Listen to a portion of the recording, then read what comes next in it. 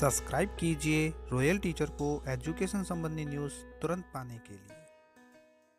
शिक्षकों की उपस्थिति अब होगी ऐप पर। शाला दर्पण शिक्षक ऐप हुआ अपडेट। अवकाश हेतु आवेदन, समय की उपस्थिति हो या अध्यापकों की उपस्थिति, सब कुछ होगा अब ऐप पर।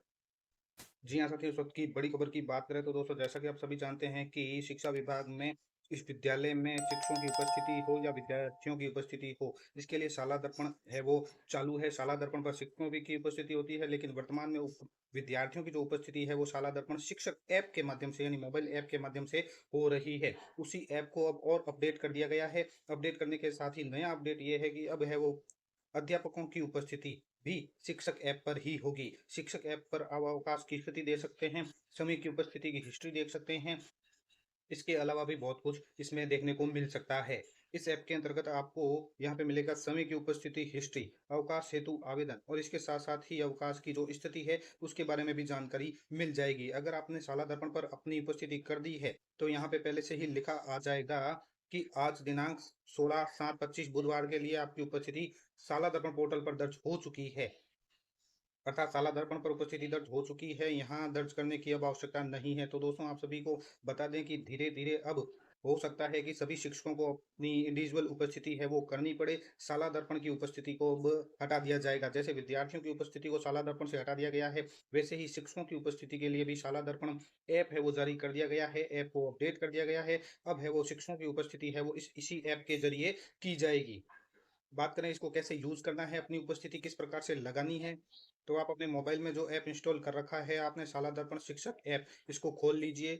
ऐप खोलने पर शाला दर्पण शिक्षक ऐप न इस तरह से लिखा आएगा और नीचे अपना वर्तमान एम पिन दर्ज करें। एम पिन जो भी आपने बना रखा है वो एम पिन यहाँ पर आपको डाल देना है और आगे बढ़े बटन के ऊपर क्लिक करना है। जैसे ही आगे बढ़ेंगे तो आपको ऊपर की ओर तो अपनी जो जानकारी है वो सारी भी नज़र आ जाएगी। यहाँ पे विद्यार्थी आंकलन, सीबीए विद्यार्थी की उपस्थिति और शाला स्वास्थ्य परीक्षण, डिजिटल प्रवेशोत्सव के साथ-साथ नीचे की ओर जब हम चलेंगे तो मौखिक धारा पठन आंकलन यानी ओआरएफ जो कार्यक्रम शुरू किया गया था वो भी ऑप्शन मिलेगा और इसमें आपको एक और ऑप्शन मिलता है रिपोर्ट का। तो इस रिपोर्ट के अंतर्गत आपको वो उपस्थिति है वो दर्ज करने को मिलेगी और उसकी उपस्थिति की जानकारी भी आपको यहीं से मिलेगी। तो इस रिपोर्ट टैब को आपको क्लिक करके खोलना है।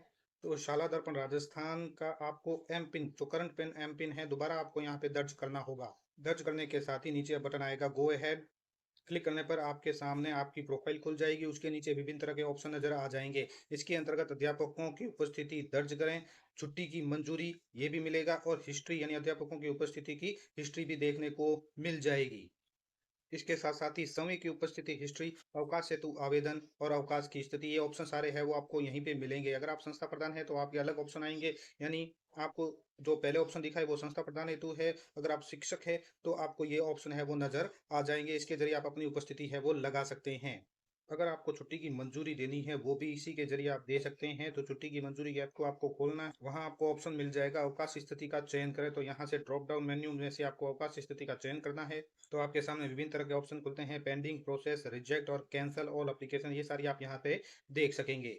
तो दोस्तों, ये थी शिक्षक ऐप अपडेट की विभिन्न तरह की जानकारियां। शिक्षक की उपस्थिति के साथ साथ विद्या अपने स्टाफ की उपस्थिति और अवकाश की स्थिति का भी ध्यान में रखना और अपडेट को क्या ऐप को किस प्रकार से यूज करना है उसके बारे में बताया। उम्मीद है दोस्तों ये वीडियो आपको पसंद आई होगी। वीडियो पसंद आए तो जरूर लाइक, शेयर और सब्सक्राइब कीजिए। पास में आने वाले घंटी के बटन को जरूर दबाएं एजुकेशन संबंधी न्यूज तुरंत पाने के लिए।